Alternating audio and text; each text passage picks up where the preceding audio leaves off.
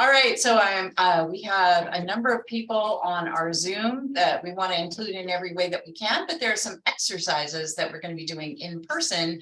So I will have my guinea pigs up on stage so that they can see what we're doing.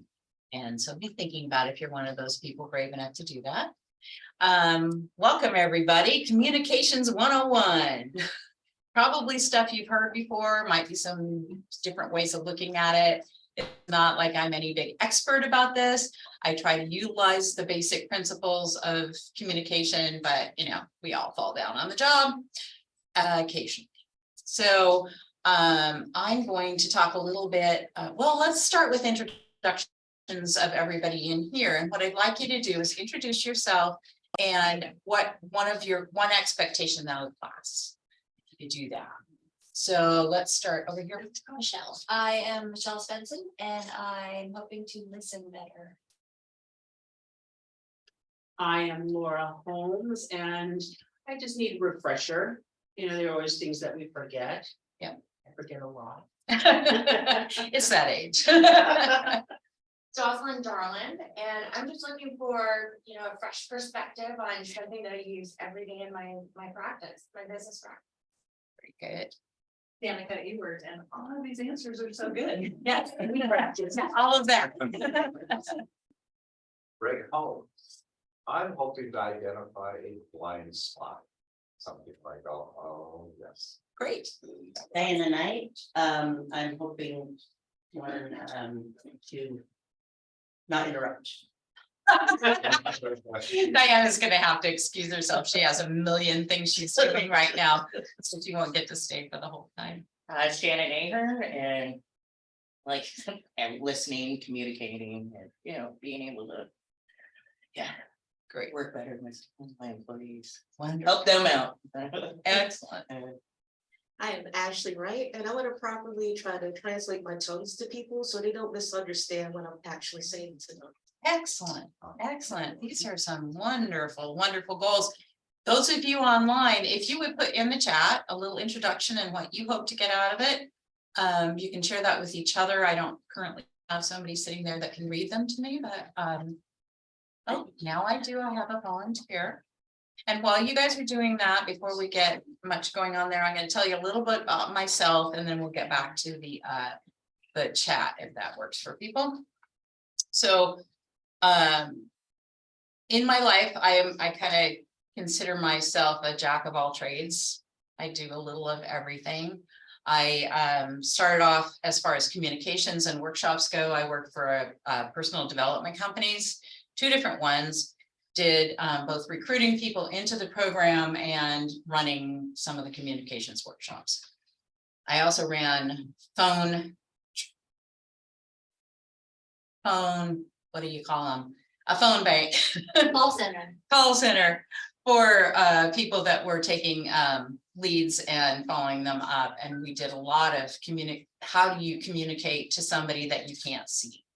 So I think those are really valuable ways for me to learn about communicating. But also I worked in special ed. I worked as a recreational therapist. I worked as a dog groomer, and I worked for the veterinarian. If you worked with a veterinarian, you know that you have to be very, very specific in your communications. So those are the ways that I've learned a little bit about communication. So do we have any chats that we can? We sure do. Ann Singer is with us. She's a staff member at Pacific County EDC. She's hoping to gain more awareness about where she can improve her communication in all ways. And we have Connie from 3rd Street Bakery and Bistro. She would like to become a better listener and clearly communicate ideas. Excellent. Thank you guys for sharing. All right, so one of the first things in your packet that you got, and if you're on Zoom, there is the packet was that emailed to them, or is it available on Zoom, Diana? Yeah, I emailed it directly. Emailed it directly. Yeah. Okay, so I'm not going to go through everything in your packet because I'm one of those people that if you give a handout, you shouldn't have to read the whole thing to everybody, but there are certain points in there that I will go specifically over. A lot of it is just so you have a reminder after the class. So the first thing about communication is knowing your own communication style. So I think that a lot of people, let's see what styles we have here. We have the passive style. People that are afraid to speak up, they speak softly, they avoid looking at people, they show little expression, they kind of isolate themselves, the more withdrawn personalities. And they often say, you're okay, but I'm not so okay when they're talking to people. That's how they view things. How many people do you think we have in here? You probably won't raise your hand if you're in this category, that might consider themselves in a passive communication style. Looking around the room, I'm pretty sure none of you. Now, on the other end of the spectrum from that is the aggressive style. This is a person that interrupts and talks over others. They tend to speak loudly. They glare or stare at others, usually kind of critical looking facial expressions when somebody is talking to them. They tend to have a rigid posture. They get a little too close to other people. They tend to control the group. Their opinion is the one that matters. They value themselves more than others. They don't worry about hurting other people's feelings. And their goals matter more than anybody else's goals. So they would be saying, I'm okay and you're not okay. How many of you know someone like that? Because none of you are like that. All right, okay. Like the first 1, 2, or 3 things. So basically, our goal is to be in the assertive communicator. So that's somebody who speaks openly. They use a lot of conversational tone. They don't have to posture to get their point across. They tend to be calm. They have done their meditations before speaking. And then they participate in the group. They listen. They want everybody's opinion. They value themselves equal to others. They avoid hurting people's feelings. And they're saying, I'm okay and you're okay. So if you're in the presence of someone like that, you know it, you feel listened to. So that is our communication styles. There's one other one, and that would be the passive aggressive style. So that's somebody who appears to not express their opinions, but you hear about it at the water. Okay, so they just went through a meeting. They had a lot of reaction to what was being said, but they might just quietly grouse about it to some coworker.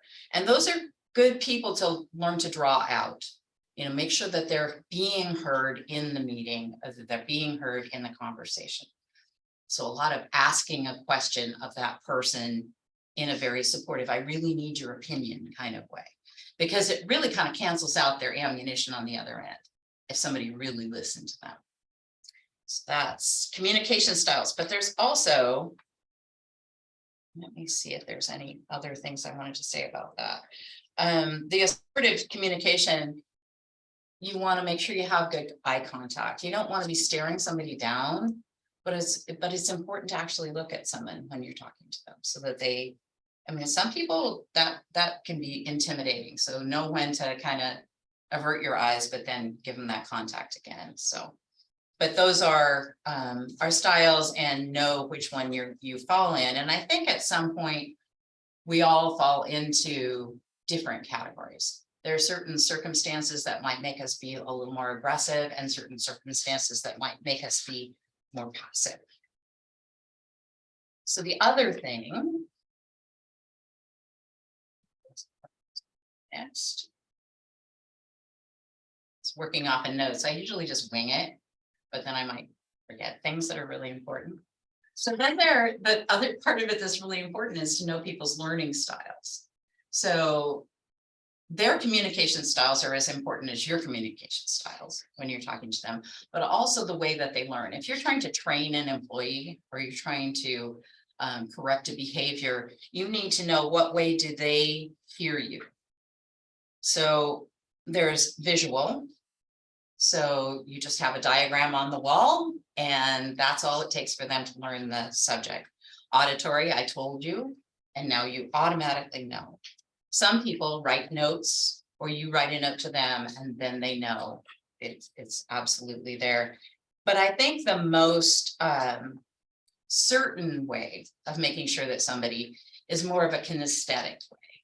So you can do all of the, make sure that you have all of the bases covered, but a lot of times we have to do almost a hand over hand kind of thing to teach. And it doesn't work with every situation, but I had a dog grooming shop, I still do, in Vancouver. And so when I was teaching somebody to bathe dogs correctly, now I'm gonna have you all just kind of pull up your sleeve, put your arm out. Now I used to do this where I would actually touch the employee. That's not allowed anymore. So you get to do it to yourself. So how would you wash a dog? Right? You're scrubbing the dog. Okay, so I want these dogs to have a really good experience. So how I'd like you to do this, you're going to get the same result. The dog will be clean. How I'd like you to do that is like this. Just kind of gently massage that dog. Now, are you going to remember that better than me telling you to massage the dog than to scrub it? Okay, so that's one of the examples of ways we can teach things. Another one,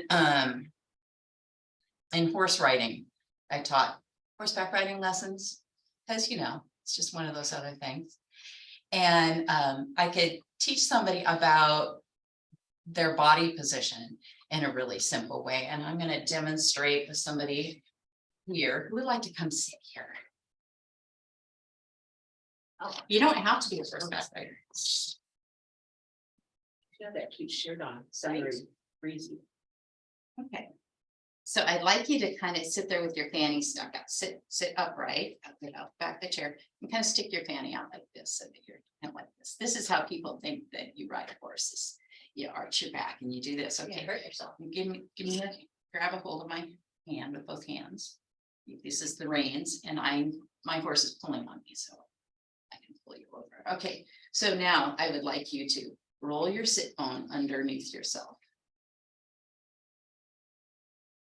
Okay, she learned a lesson by experiencing it. Thank you very much.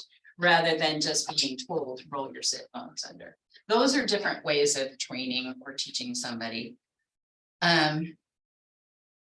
Probably the best example is I'm going to tell you all how to swim. Let's assume you don't know how to swim. And I'm going to verbally tell you how to swim. And then I'm going to show you diagrams of what swimming looks like. And then I have you read a little article on swimming. And now I'm going to throw you in a pool. Do you feel like you're going to know how to swim based on that? So those are just some of the things about being very clear in our communications and knowing what the other person needs to hear from you to learn something. So that's just the very basics of communication and learning styles. So this is going to be an exercise where you don't get to make the assumptions you might make on a daily basis when you communicate with people. We always assume that the other person's on the same plane that we are. So we might give them an overview, or we might use language that they don't understand. It's an assumption about how they're going to, where they're at. So I always say that the worst thing you can do is to know the subject too well when you're trying to teach it to somebody. It is, and how many people have had that situation where they just were teaching somebody something that you thought they should know all of that to begin with, and you're just kind of giving them the basics. Yeah, everybody's been there. So we're going to do a little exercise. And so I'm going to give everybody, you need to partner up with somebody. And then I want you to come get, one of you will take a piece of paper off of here, and one of you will take a piece of paper off of the paper and a pen. Okay.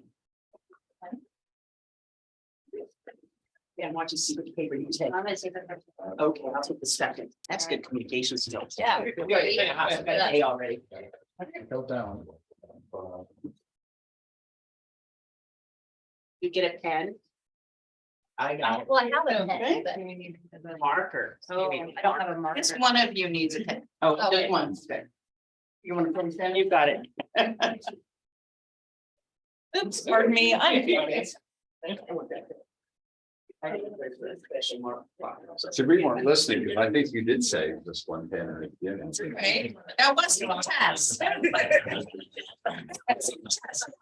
Just one test on that listening thing that I should probably mention, it could probably come up later, but, so there was a professor and he was teaching, how to be very precise to a bunch of lab students.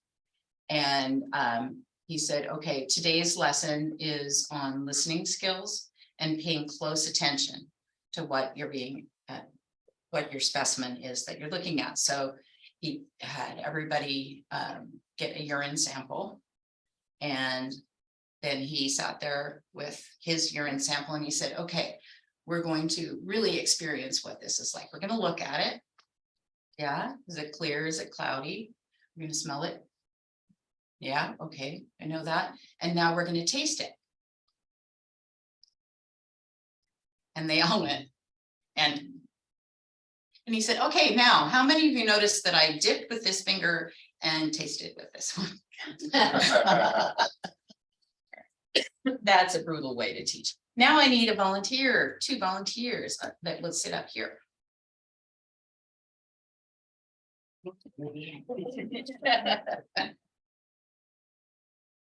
For volunteer, the group is passed. Yeah. Yeah, right? Yeah. there you go. So one of you sits there, one of you sits there. Bring your papers and stuff.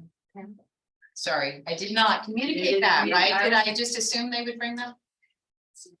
Can I assume you're bringing my paper? This is your paper. Thank you. And I brought this. And you even sat in the right place, but I'm gonna give her the pen.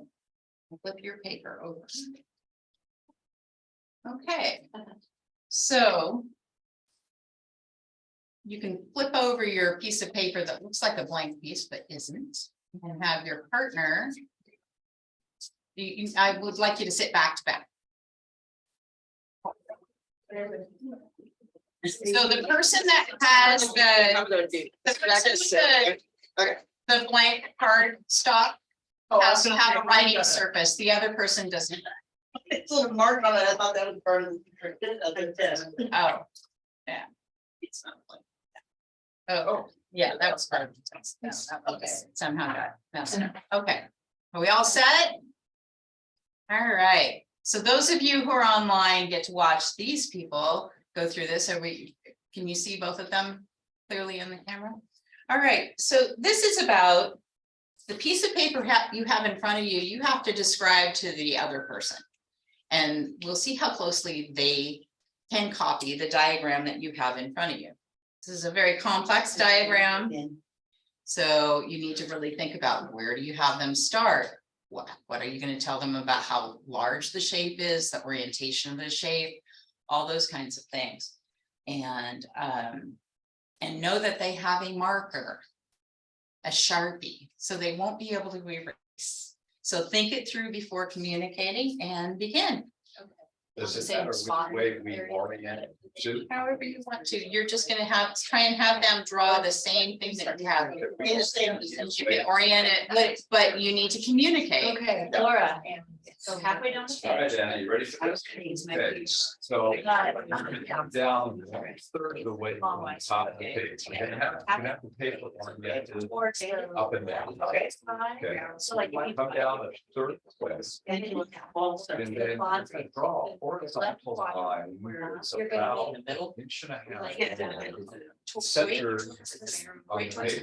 Okay, going toward the left, I'm gonna make it 2-inch line. And then you're gonna make a Or what line? starting at the left. edge, Down below. About 2 inches. Okay, you're gonna make a circle underneath that. So that line, we're gonna turn that into a house. or Each a end of the house. line, So so it's. Oh, okay. Dipping the First, logo line. bottom of the center. So connect the left edge to the right edge. Okay. across the middle. Okay, so then. It's a house. Right. Squish. And from the bottom of that house. Line, and then under it. You're going to come down, about maybe a little bit. Okay. No. So I'm. Yeah, okay. Spot. Yeah. That spot. Maybe an eighth of an inch. Stop your head. Don't know. Okay. Well, that measure about You're gonna have a line an inch and a half. vertically coming And down then from there. draw a straight down line about an inch. Okay. We're gonna use that as the left edge of the triangle. An inch. Okay. It is long, a line that's short. It's going to be about 40. Horizontal. The small circle, you said 3/4 inch? Yes. So then we're gonna make a triangle, knock that wall. Line, you just say. Now you go. Yes. Back up to that starting. All right. So now you have like an L, backwards L. So you're gonna. Okay. Take maybe. That's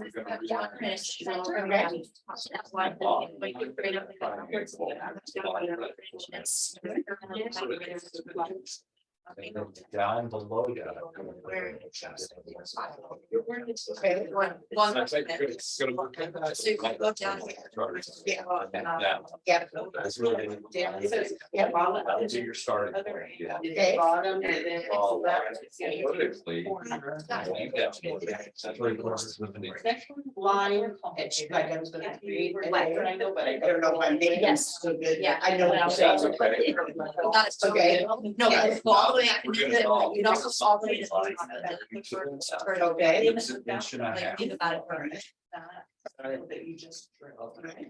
And then from that point, you're gonna come back up to the starting point. We're gonna go back up by the. Connect that triangle. That triangle should look about like the other triangle.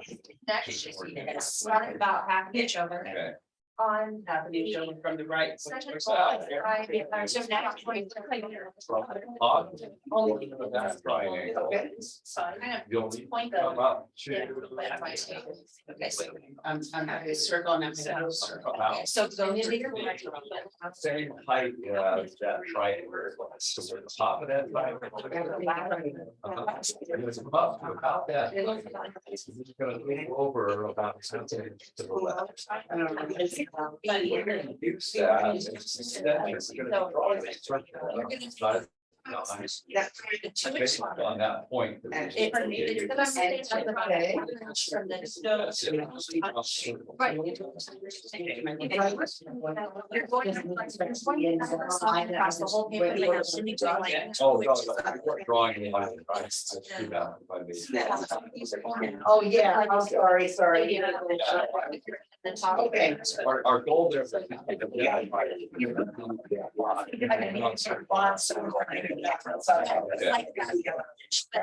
So, that's the. Oh, I. Almost the bottom of the or diagonal. Then we're gonna come back to that bottom triangle. Okay. I've tried more to the bottom, right? So then you're gonna. Okay. Then you're gonna. And visually. You're trying, you're trying. Visually, move the coordinates to your left. Okay. Not, so feel that horizontal. That doesn't. So that, okay, all right, that's so that way in the middle, that's a diameter. Yeah, that's, okay, so take that. It's gonna be close to the. That diagonal going. Dynamic. So if you're in the middle of that triangle. Yeah. Okay. That's diagonal now. Am I going to get diagonal? Okay. Yeah, mine that. No, you're gonna see that here. On the one you just made. Mine went down. Okay, we're gonna stop now. How many people completed their drawing? You got your, you think? We will find out. Okay, before we share your drawing with your partner, which I think is gonna be fun. Oh, somebody cheated. How did you feel during this? So those of you who were doing the telling, how did you feel?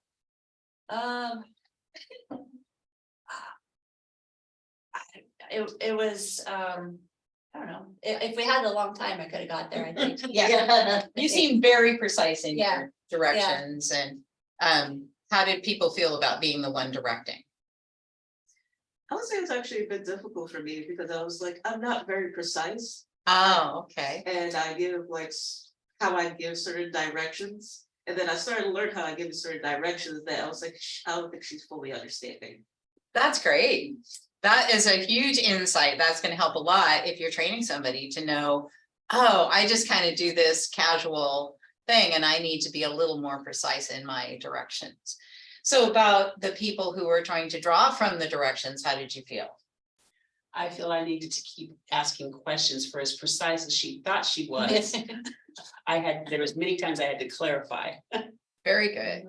Very good. And I'm glad that you did. Anybody else? How did you feel being the person drawing? I need to revisit on how large inches and.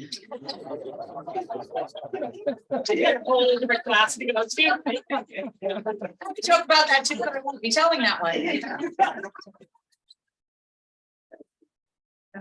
All right, anybody else want to share how they felt about it? Go ahead and share your drawing with each other. Like it's a. You guys see, I got.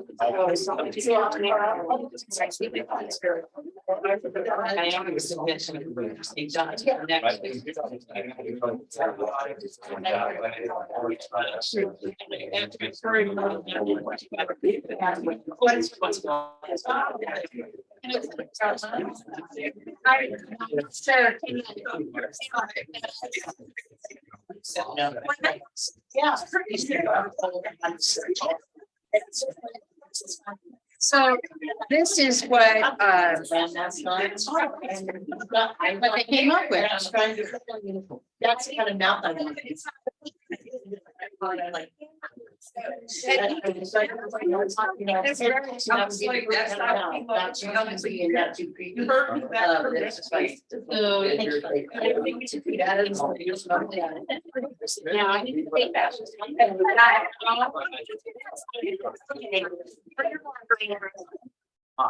I told you to come up.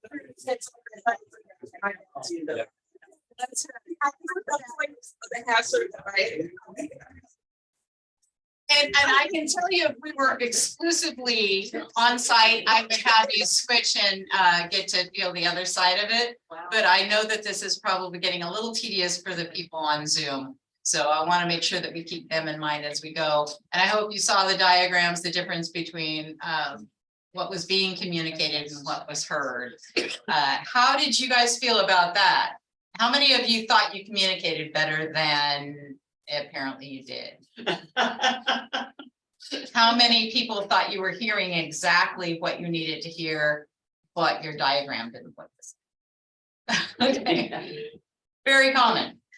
So keep that in mind. Pretty much anything that we instruct like that, we need to go through a number of times and compare notes about what. So what did you hear me say? I think that's a very good point to get across. All right. Sorry, I gotta see it out. Sorry, I'm so sorry.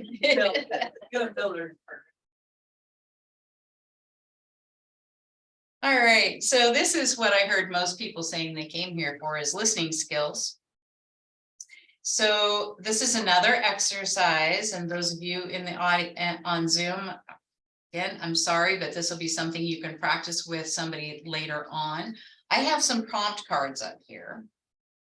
And I would like you each to pick up one of these cards, and if you get one that you're not comfortable with, come grab a different one.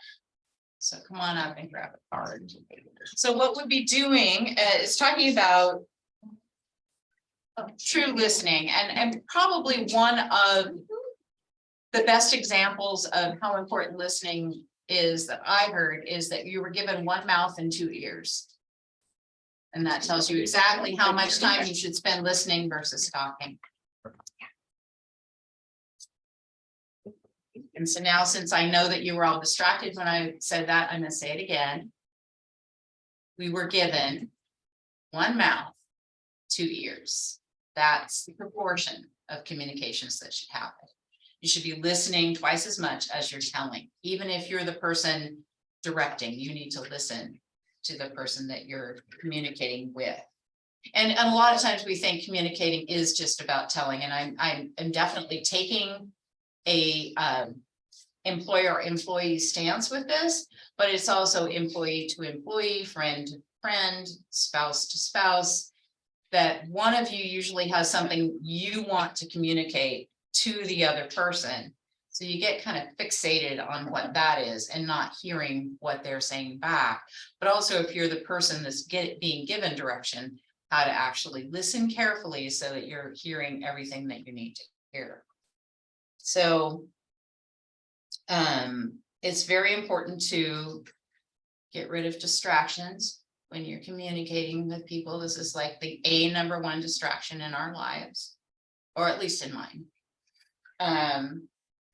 Also to kind of, if you're a person who's really not ready to have a big conversation because you have a lot of other things on your mind, you need to communicate that.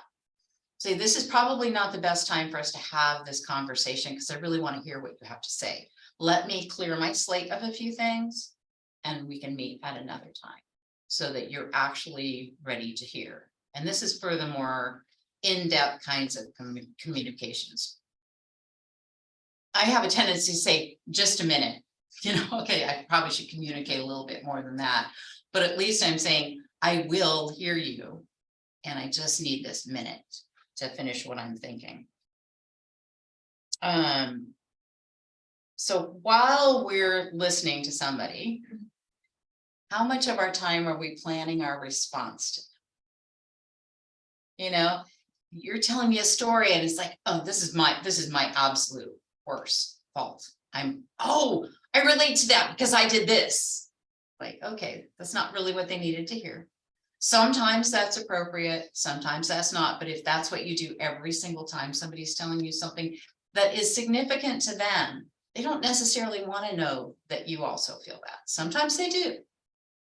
Sometimes they want it to be a special moment without you conveying how you did exactly that same thing. So rather than planning your response, really, really listen to what the person is saying.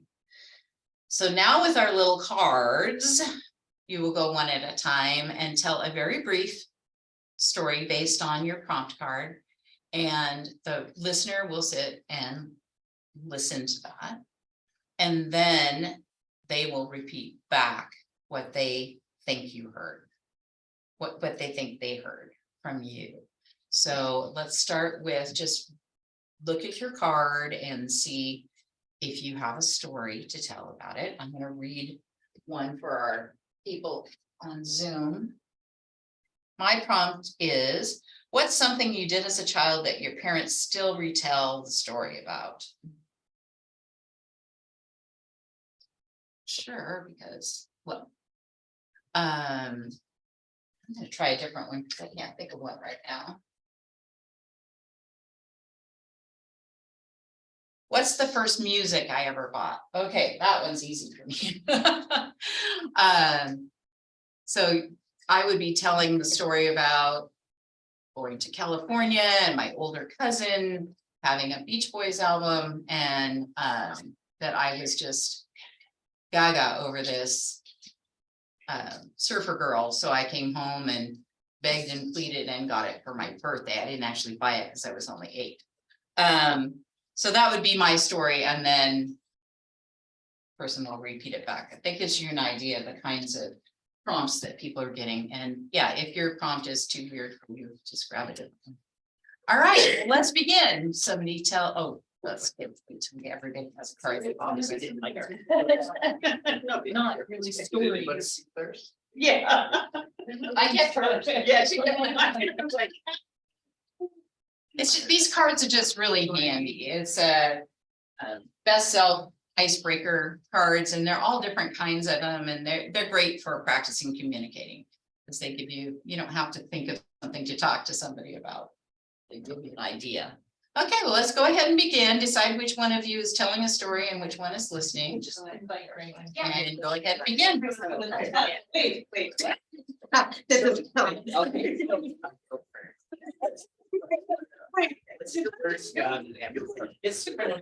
Probably should have had somebody up here, but you can't hear them anyway, so.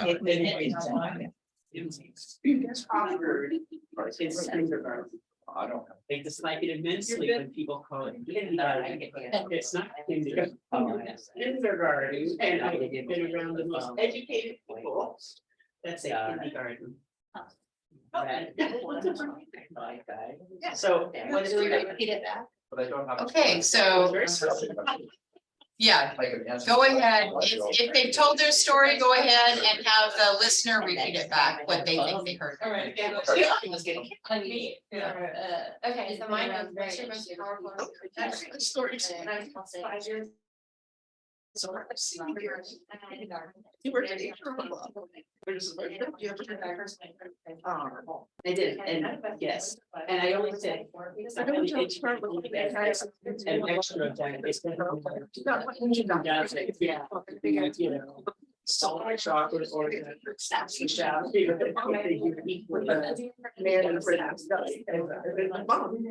was going to. And I'm a parent, I did. I do not.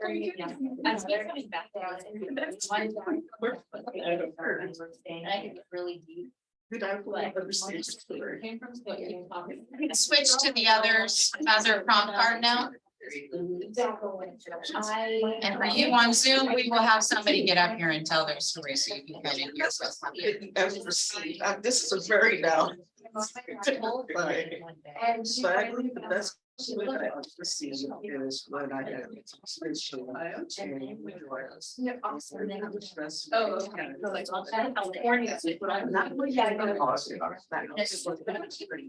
okay. And it was still around at the beginning.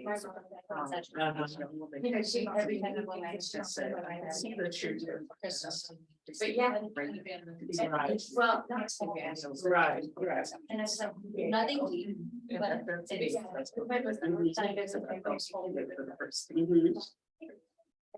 Okay, so what I heard say was that due to.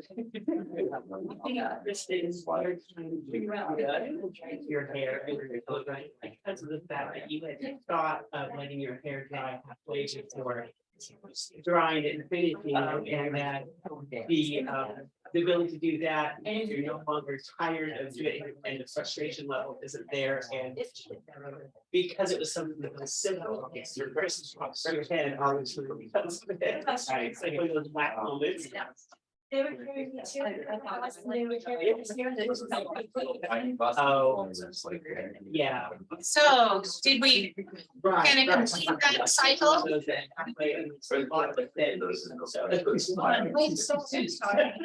Did we all complete the cycle? So you were both the listener and the teller on both sides? Great. Who would like to share that with our people on Zoom? I think they should, they haven't done anything.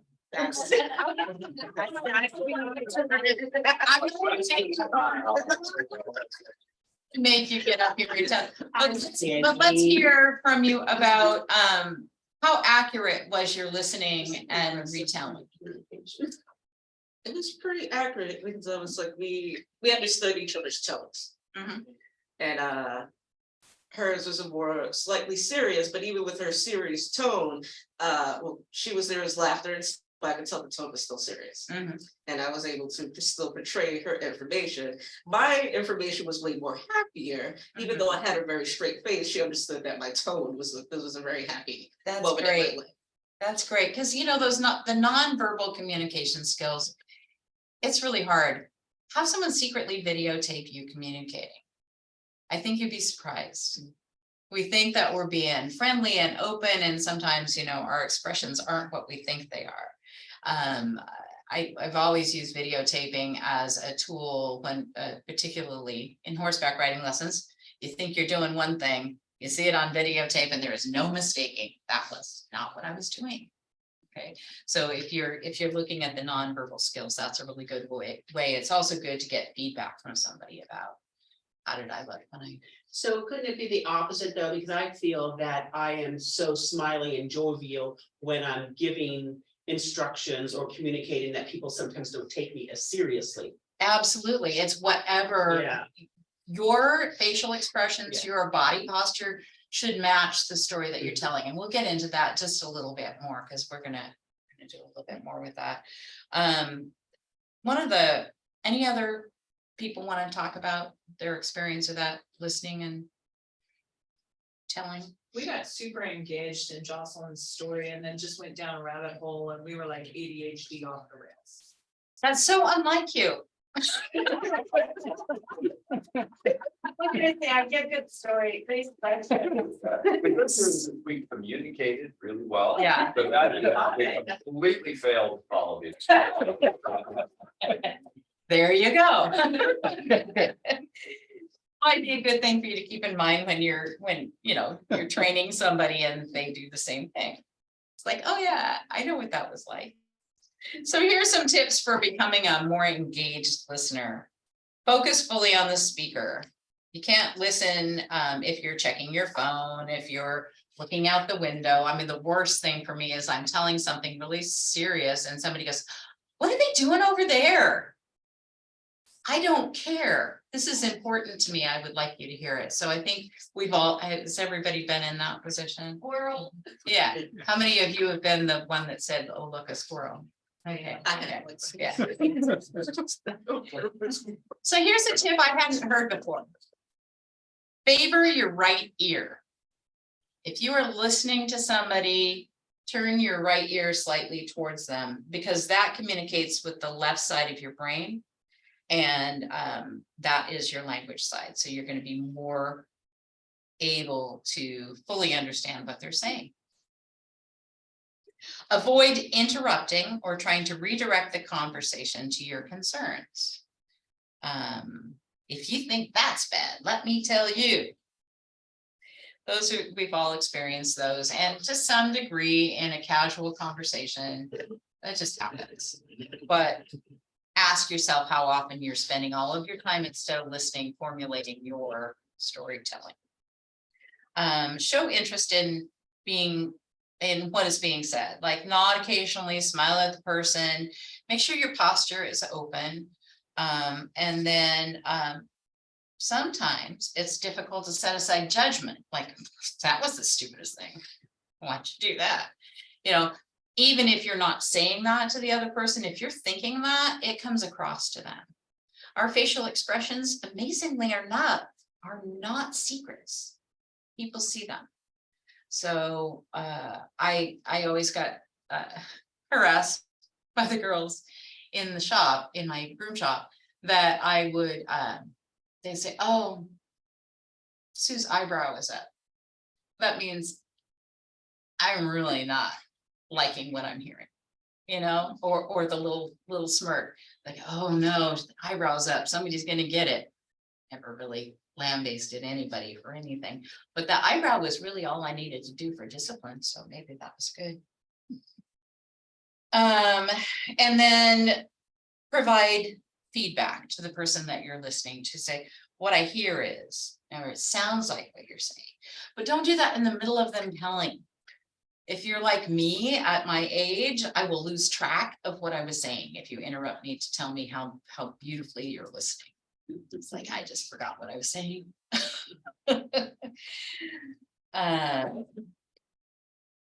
And ask questions like, "Is that what you meant?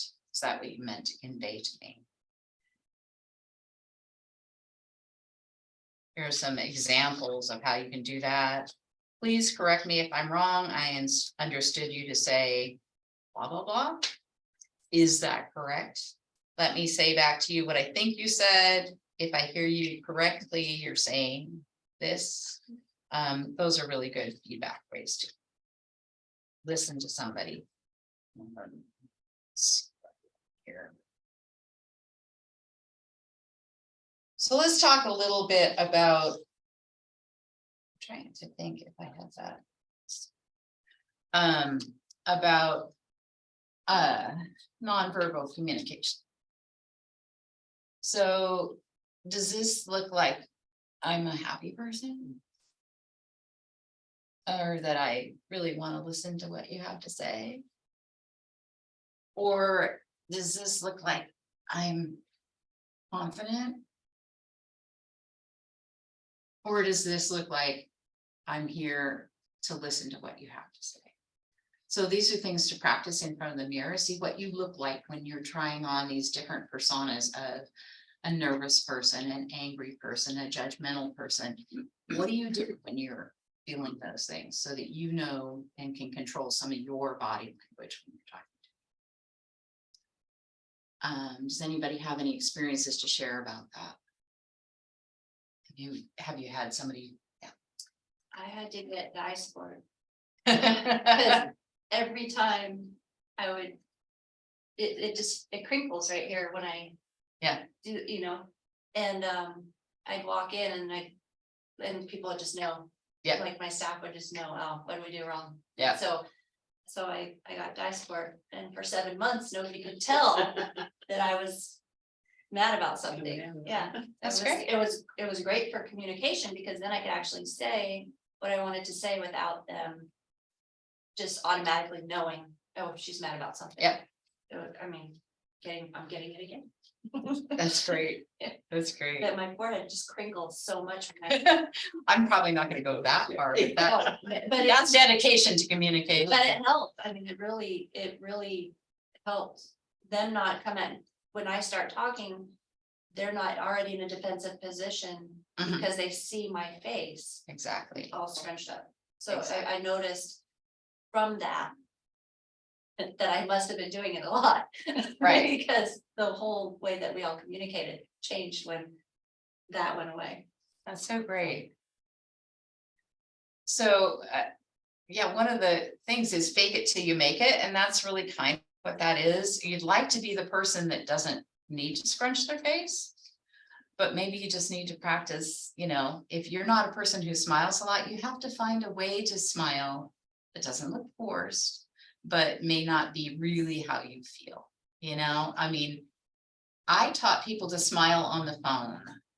Okay, so you can convey a mood without physically seeing the other person. If you are in a tough situation on a telephone, try that sometime. Just smile just a little bit to yourself. It will change the way that you're conveying the message. It will change the way that they're hearing the message. So if that works on a phone where they can't see you, how well does that work in a conversation? If you're not naturally a smiler, I suggest you get a mirror and practice. Look to see what your expressions look like to that other person. Now, it sounds a little crazy, but it's important. A lot of us just get so targeted on conveying. They don't think about, this is another person with feelings that need to know, are you upset with me? Are you is this a really serious conversation? Is this something kind of casual that we can kind of just talk through? So, but body position makes a big difference. If when you're listening, you're sitting back, legs crossed.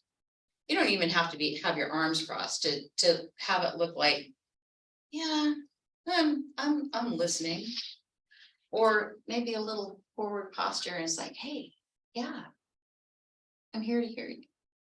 So those things make a big difference. If you're talking to a child, being down on their level makes a huge difference. If you're a tall person, you're talking to a short person, find a way to position yourself so that it's not talking down to them.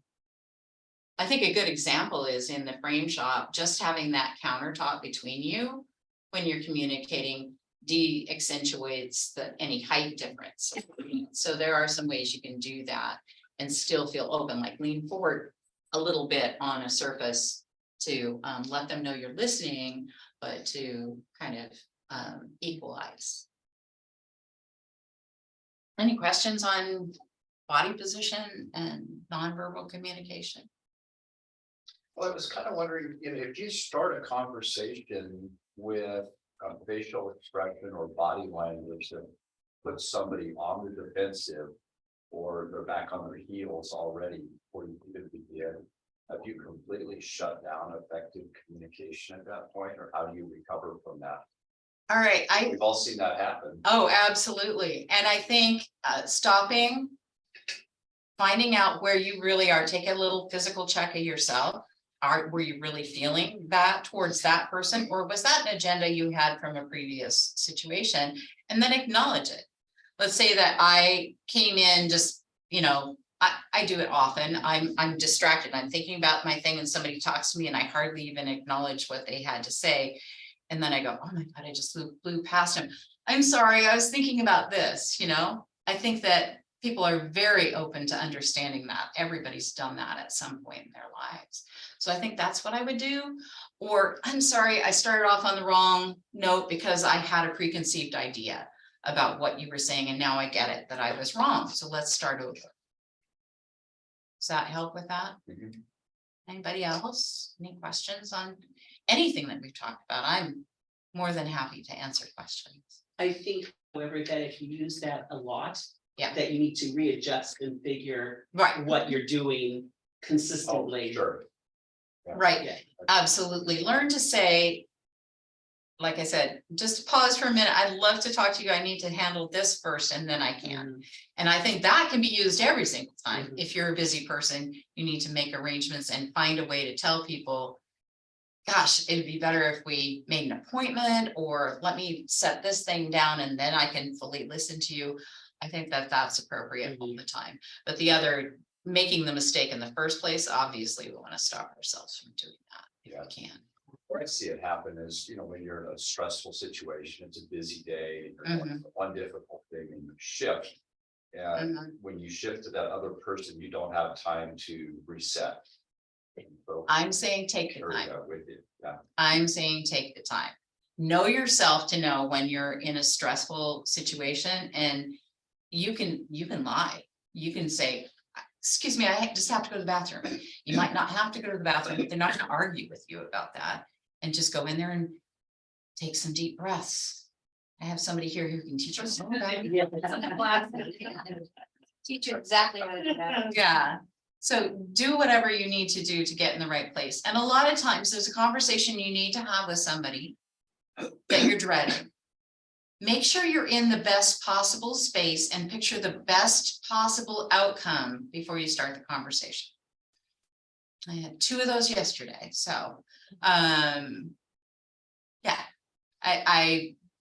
it took me a long time to go talk to somebody about something I didn't think they were going to want to hear. And it went just exactly like my best picture could be. Just exactly like that, because you got to take the time to picture that best picture instead of picturing them having the worst possible reaction they could have. For one thing, it'll keep you from avoiding it so much. So you picture, well, a mature person, a professional person would handle it this way. So I'm just going to assume that that's who that person is. Assume the best about the other person. That's my challenge, well, doesn't it? Oh yeah, I'm not saying you're always going to be right. But did it save you the worry? Yes. You know, I mean, that whole glass half full, glass half empty thing, right? You just picture what is the best result that could happen from this, assume it's going to happen. Protecting ourselves by being pessimists doesn't really save us anything, because then you're spending your time being worried about the conversation, stressing yourself before you go talk to the person. It's unlikely that that is going to be the best space to talk to them in, and therefore you may not get the best possible results. Worst case is, I think this is going to go beautifully, and I'm prepared that, be prepared for what you would do if it goes badly, but assume it's going to go lovely, and go in there and it goes badly, and you go, well, at least I saved myself 4 hours of worry before I got here. The situation is the situation, and you're going to deal with it. So we'll talk more about conflict resolution in a little bit here. So, but really look at, oh yeah, we're going to do that down there. All right. So, I have another exercise. I promised you it'd be fun. This one I just need, let's see. Some space. I just need 2 people to volunteer for this one.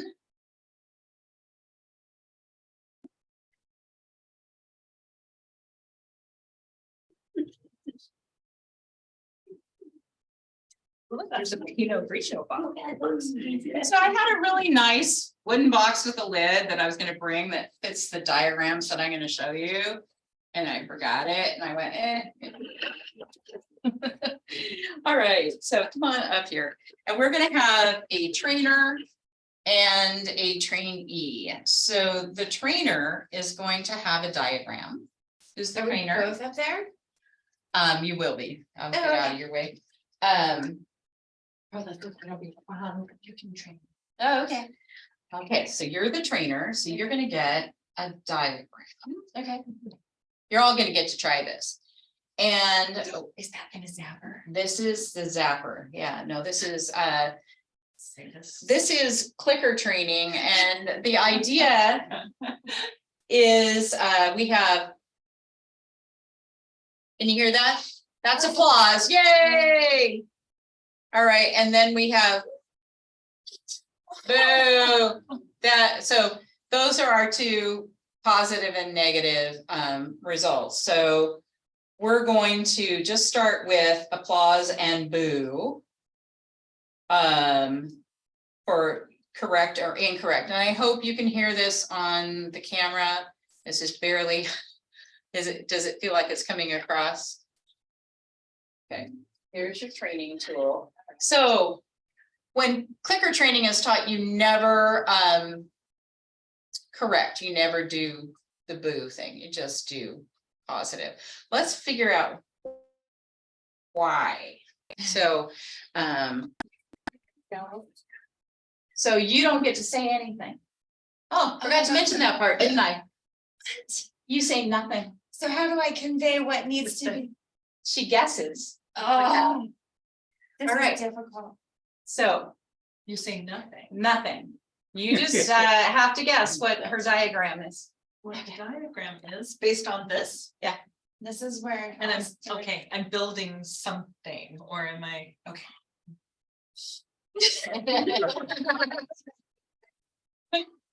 It'll be easier for those of you afterwards.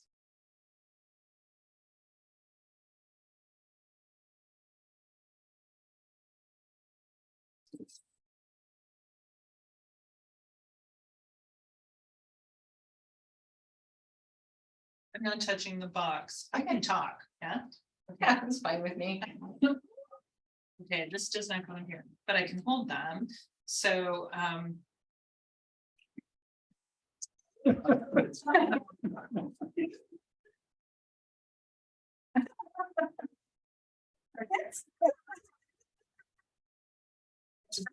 okay, this is, all right, so I'm using this. Okay, and I'm using this. And I am not using this, that stays out of the way altogether, or, because if I touch it, I get boo. Are you booing me or no? Not, oh, okay. It's a neutral answer. Okay.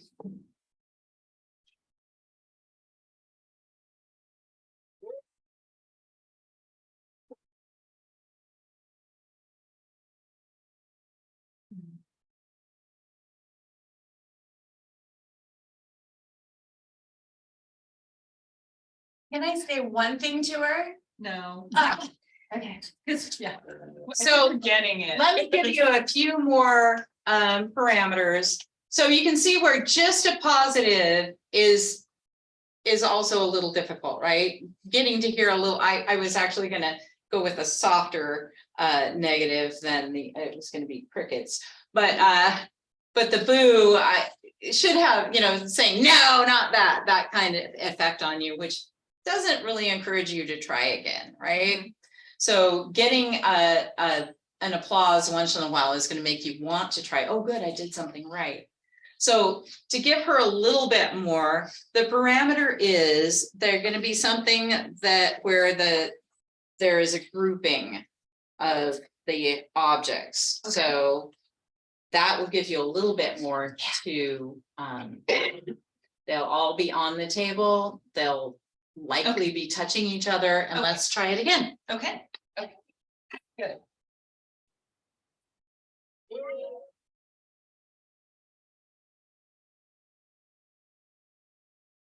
All right, not quite yet. Okay, so you stand like this, and.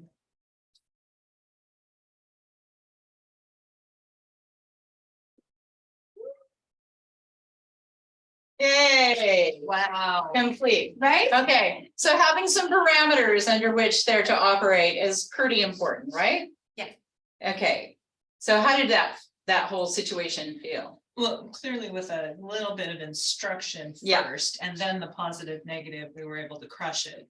Yeah, great. Okay, who else would like to try this? Good time. You gotta be quicker.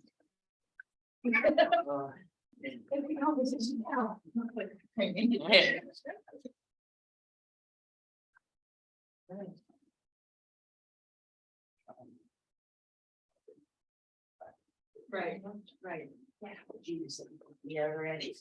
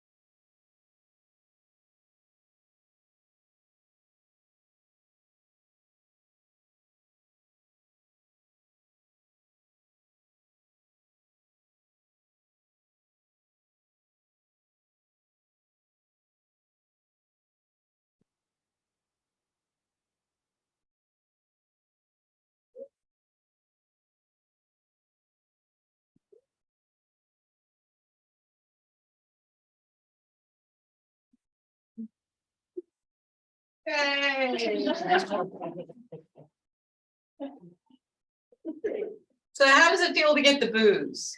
It was interesting, but I was still wanted to do different things. Yeah, that's great. Cause I wanted to test, I was like, one boob doesn't mean that's the right thing, so let me still keep going. Anybody else want to try it? That's fine. So we can play with this later too after, if anybody wants to try it. So for those of you online, there were a number of diagrams that show different ways of arranging these. And one of the points is, it was a little harder with that particular thing because the boo should have been a little harsher sound, so that you pick a correction that isn't super negative, because you'll find that people don't want to try the next one if they got a no kind of situation. If they just get a no, not that, then they're willing to try the next step and try and guess what you're teaching them. So that's just a fun one. But it's any of these exercises that you do also are wonderful team building if you do them at work. It's, you find out a little bit more about how willing are they to try again. You know, it's like, oh, that's just frustrating. They want to walk away, then you know something about their learning styles and how they need to be supported. So these are great things to try when you have time. All right.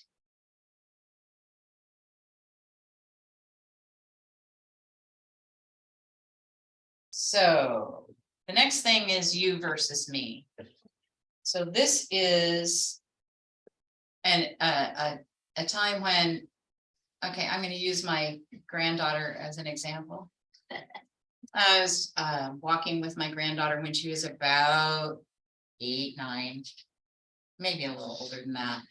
And there was some subject that came up. And she said, oh, that's stupid. I hate that. That's a terrible thing.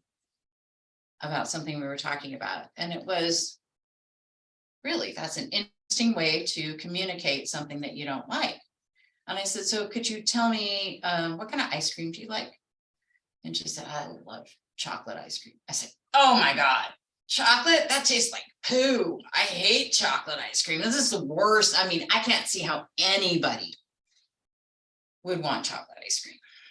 I said, how did that make you feel? That was kind of weird. Yeah, because really, the easiest communication when it comes to that is, really, you like chocolate? You know, I like vanilla, you know, and then you can build a conversation. So I think that that is one of the ways that we need to communicate, is to own our own experience as our experience, not a judgment on the thing.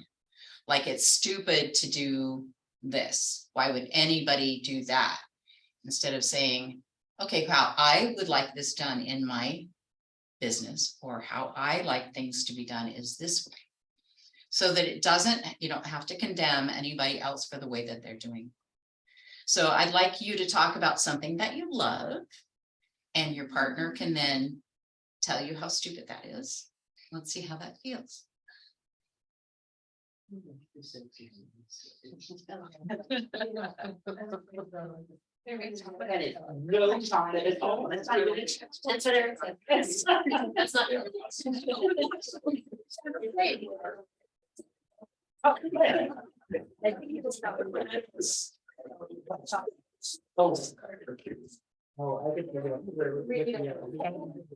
It doesn't take long to do that. So now let's try the oh really, here's my experience of that. So go ahead with the same thing that they told you that they loved. I want you to own the experience. Oh, we did. It's right there. Love what I love. Shocker.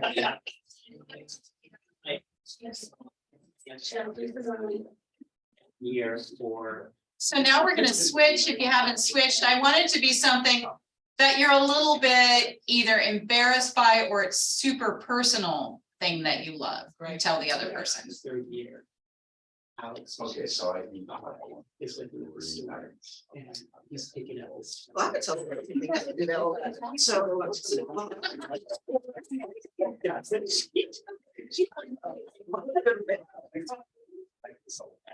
I'll do everything. Oh, Yeah. They get them. It's before I. Oh. Yeah. Okay. Did you Say something. then tell it with some compassion? Respond with compassion. Sure, not doing this, right? Okay. So had you gotten to do you need Well, I to did more get hours? That's just thinking. I'm slow. Success. Oh, you can think. So if you were the person on the end of telling something more vulnerable, how did that feel when they told you how stupid you were? I just try not to laugh when I felt. Because I knew the reaction that I was going to get. Mhm. So it didn't surprise me. I actually would have been more surprised if she would have been like, oh, okay. And then that would have threw me off. Okay. And that would have probably stunned me, and then I wouldn't know how to react. So how did it feel to you? Did you then try the more compassionate response to her But thing? I was asking questions about like her thing, like, are they frozen? Being on that conversation. It wasn't negative, it was more, it was just curious of, okay, so you eat frozen corn and. Candies. I'll just make sure I have it in my. That's great. So it gives you an idea of how you can, listen to somebody that you disagree with and respond in a little more positive way than by owning your own experience, but not just shining it on. It's just like, oh, okay, so you feel like that. Here's how I feel. I think that that's an important thing, because otherwise, there are situations where you just have to shine it on and and not deal with it. If somebody has a very strong opinion that you very strongly disagree with, but you're not interacting with that person on a daily basis, it's none of their business what you think. You just let it go. But if that's a person that you need to be able to have conversations with, you might want to say, okay, I acknowledge that that's how you feel, and I really feel this totally opposite way. That's it. End the conversation. Don't need to sell somebody else on your perspective unless it's something that pertains to a business where you need them to do it a certain way. And then Michelle was very good about addressing it in her HR presentation, that sometimes you need to figure out if that other way that they're telling you is something you should really listen to and maybe change the way you're doing things. So the only thing you have control over is how you feel and what you do with the information. You can't affect that other person. They can choose to be affected, but you can't make them feel differently. You might be able to make them do something different if you're their boss, but getting them to feel that is a reciprocal communication situation. Okay. So now we are going to decode emotional responses. So I want you to think of something that is a very, I want you to rant about something that you really truly hate. And then the other person is going to try and decipher what's behind that. Okay, so let's say, I should have prepared some of my thoughts on this because I didn't at all. There are a number of grammatical errors that really bother me, you know, and it really upsets me when somebody says them, and I think it reflects on them as their education level, and I want to correct them, and sometimes I do correct people, sometimes I let it go. But what's behind that for me is that I had a teacher for a grandmother, a teacher, you know, for a mother, and it was very important in our family that you sound educated because they weren't wealthy people. They wanted to fit in with society. And so what's behind that strong reaction is more important than the reaction, than the subject that you're reacting to. So come up with a rant and let's see if the other person can find out what's behind that.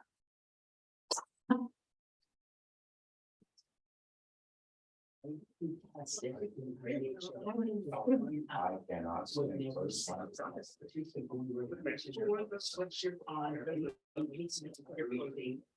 That looks like they were getting ready for me to circle this thing up.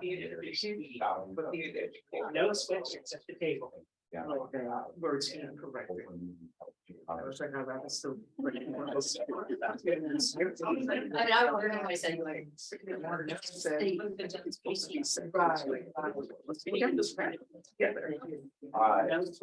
the table. When they're just around, we like try to. Missy, ma'am, yes. When they're done with their rant.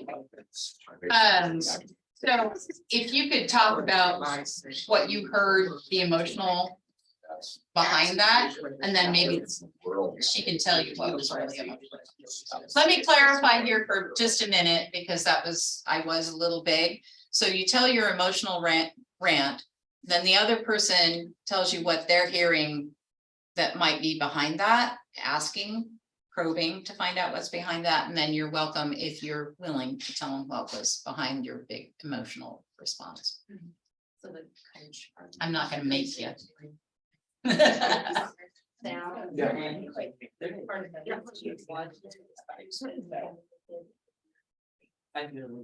not respectful or something, you're like brought inside of other people or whatever, make sure that they were present.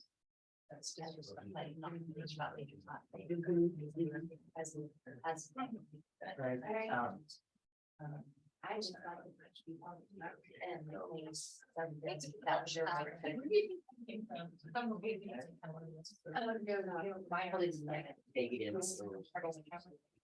Right. So that's probably a good way. Yeah. Right, right. But it's. Maybe. Those of you on Zoom, I wish you could be here in person, because, but hopefully you can practice these exercises. That's very important. It's a need. It needs to stand. I was in foster homes growing up, so I needed that.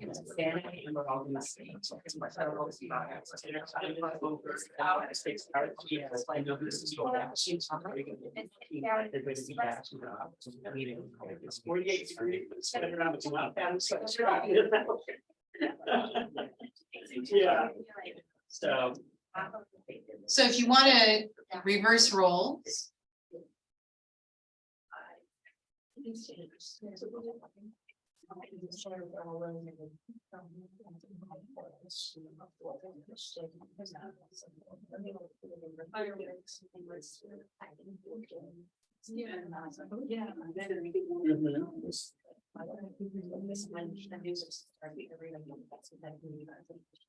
Right, right. It's my thing. Yeah.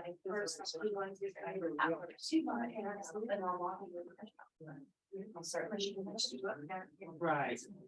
I mean, is it? But I didn't. Yeah.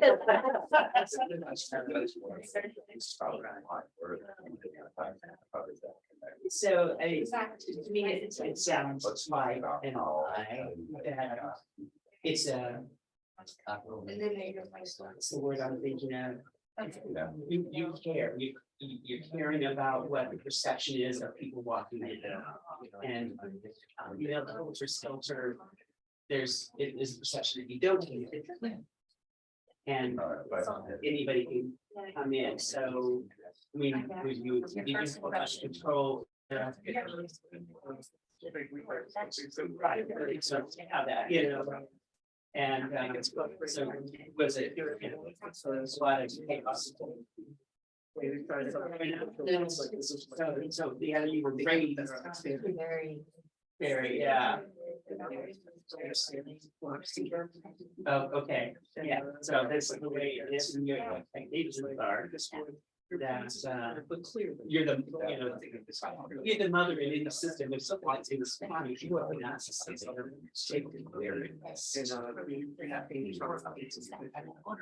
Right, right, but then when the staff doesn't care, it means the owner isn't overlooking his care.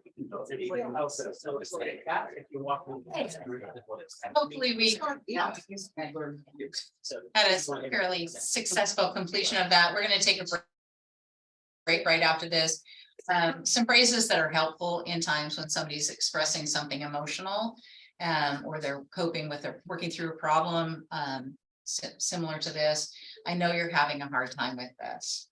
I'm sorry that you're hurting so much. This has never happened to me, but I can really get why you feel the way you feel. Ways of acknowledging people for why they're feeling the way that they're feeling. Tell me what happened. Tell me what's worrying or bothering you. Help me understand more about how you're feeling. That's a good one when you don't really, you couldn't really pick up on what they were saying. Please help me understand. I'm not sure. What triggered these feelings and what is the worst that can happen? A lot of times when somebody speaks out their biggest fear about something, they can solve it for themselves. People aren't necessarily looking for you to give them any input. You're a sounding board. You're a way to help them search themselves. And that's going to work in any kind of relationship. Because people, number one, in communication, people need to feel heard more than they need to feel that you're telling them something. So let's take a little break and we'll be back in 5 minutes.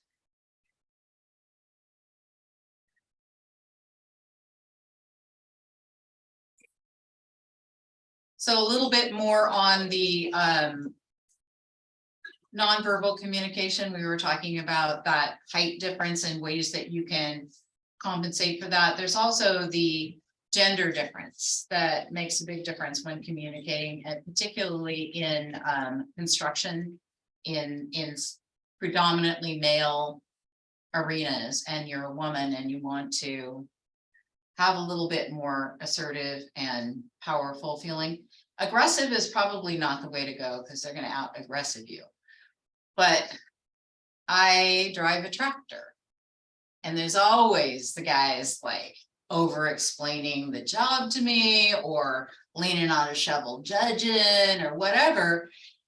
I've got an advantage already. I'm on the tractor. I can tell you I'm taller than they are, and I got a lot more power behind me. So I don't have a lot I have to prove there, but I do acknowledge that, yep, I get what you're saying. And as long as we're on the same page on what needs to happen, let me see if I can do that. Let me just see if I can get where you want me to go. And then you show them that you can like that, and it's done. But there are some situations where you may have to get a little more forceful about that. So think about the nonverbal in that situation more than the verbal. Really, being clear and calm is the way to communicate to anybody, whether they're arguing with you or agreeing with you. If they're a passive person, you just need to own what you're trying to convey and very clearly state it, but give yourself whatever advantage. You know, I'm on a stage. If that's all the assertion I need. Y'all know that I'm the one at the front of the class. But if you don't have an advantage like that, take a look at your situation and see how you can find an advantage. And if it's not a physical positioning, it might just be, you know, a little bit of hands on hips. You know that the person has drawn a line when they do this. I'm sorry, I am not open to discussion on this. This is the line. So that was a good one. All right, so let's get any questions that you have, and then we're going to go into a little bit of conflict resolution at the end here. I don't probably have another whole half an hour, but we'll see. Any questions? Anybody on Zoom have questions? I have just a quick one. If you Sure. have any tips for if you are talking with somebody, let's say in a training scenario, and they will not stay in the conversation, if you try to convey something, it's always this, okay, got it, and they back out. Arrange a meeting. How do you say them, keep them engaged? I think it needs to be arrange a meeting. We are taking this time in which I have things I want to tell you, and I'll let you know when we're done. Because you have that power. So it doesn't have to be intimidating. It can be, if it's a conversation and you don't need to be on site working, because that is, you know, I can see as a barista, it could be distracting because people are coming in and things are happening. But arrange a time when I need a time when you're not terribly busy so I can go over this. And that way, if you're in that conversation with them and they're acting like they're terribly busy, you can say, apparently this isn't the right time. I thought we had time set aside for this, but if it isn't the right time, can you pick a time where you can give me your full attention? Does that sound reasonable? Yeah, that's good. So I assume everybody really wants the information I'm giving them. It's probably not likely, but if you assume that, then you just find ways to help them get it. Any other questions? Comments? Anything online? Okay. All right, so conflict resolution. One of the most important things in conflict resolution is don't enter into it when you're stressed or when you're angry. Take a moment. I tend to go on the other end of things where I take that moment and never get back to it. So there's a balance. Conflict happens, and just like my brain has to process that for a minute. So if the other person wants to engage right then, you can just say, just a minute, I'll have to go to the bathroom, or let me get this thing done. Let's go get a cup of coffee and talk about it. Whatever gives you the time to kind of compose yourself before you enter into that conflict resolution. So, that's probably the most thing, and just even recognizing that you are stressed. You can just kind of focus on, like, popping a mint into your mouth might be all it takes to break that cycle for you. You find something that is your way of dealing. If you're in stressful situations all the time, have a pre-planned escape route for that. There are a lot of ways to do it. The other thing, being willing to compromise. They're not always wrong. You're not always right. So hear them out, say, okay, we're at loggerheads. I asked you to do this thing and you're not doing this thing. What's up with that? Is there a misunderstanding between us? There's a better way to do that. Are you upset with me for some reason? Find out what's really going on with them. And make sure that your resolution is something that gives them a win as well. So you want this thing to get accomplished. And clearly, it would have been accomplished if that was also what they wanted. So what is it that they do want? What would be a win for them?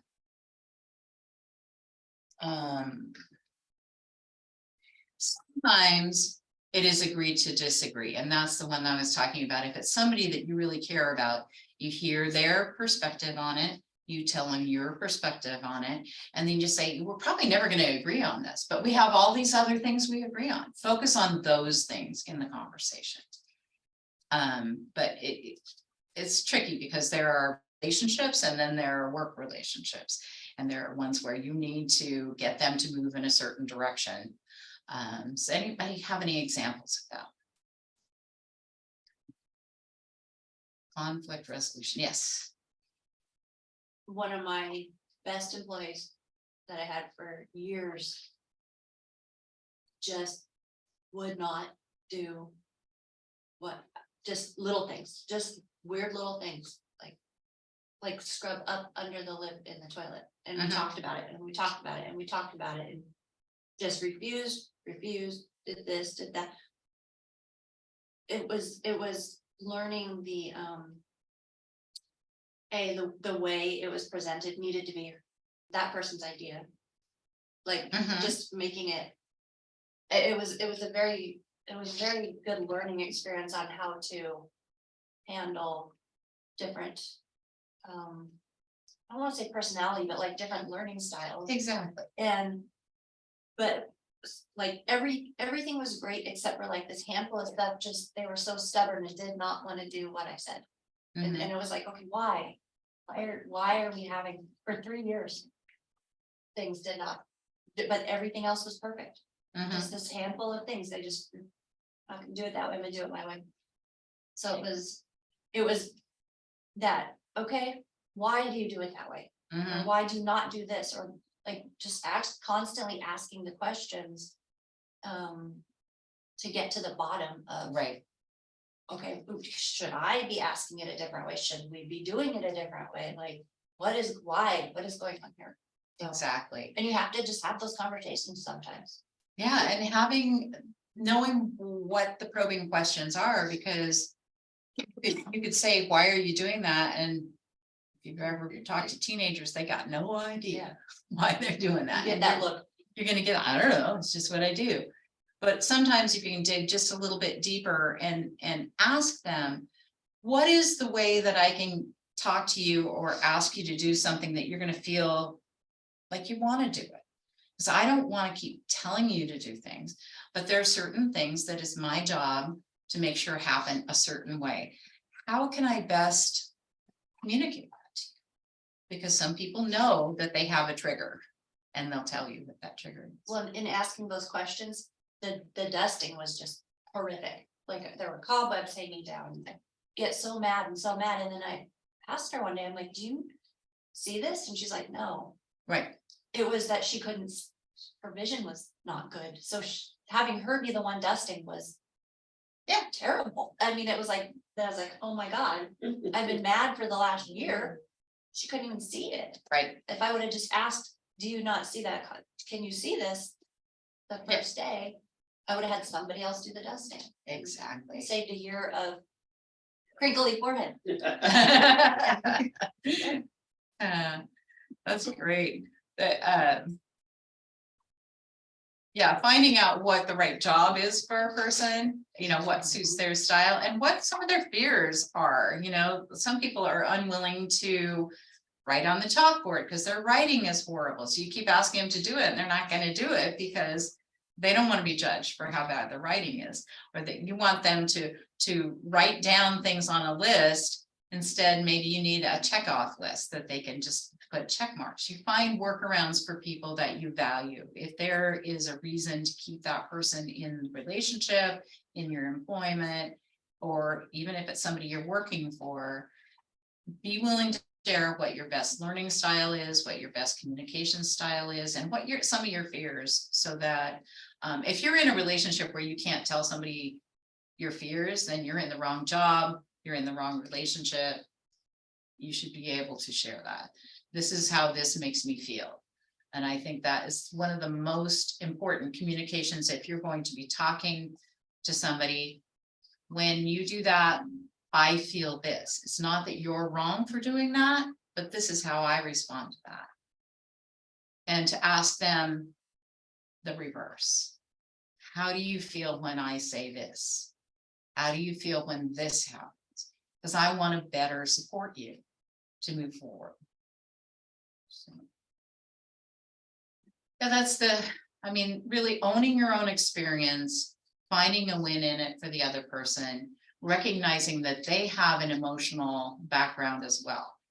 And it may not be anything like yours. Things that you would never think of as being threatening or as being a challenge. You find out what that is from them and try to develop that compassion. Compassion is like everything in communication. Right.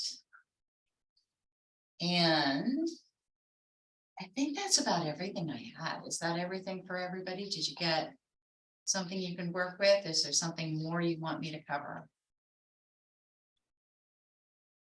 You guys are awesome. Thank you.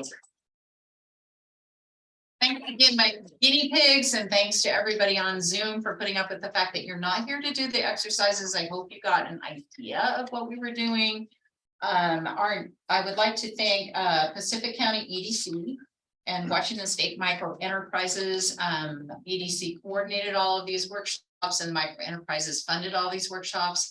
The Peninsula Arts Center has donated the space and the technology to share this with all of you. All of this is being recorded, so if there's anything that you want, any of our workshops that you want to take a look at, you can get a hold of Pacific County EDC, probably Laura is who you'll be talking to, and get to view those recordings. The next workshop coming up is April 5th, so we won't have any next Wednesday, but the Wednesday after that, and that will be on market research.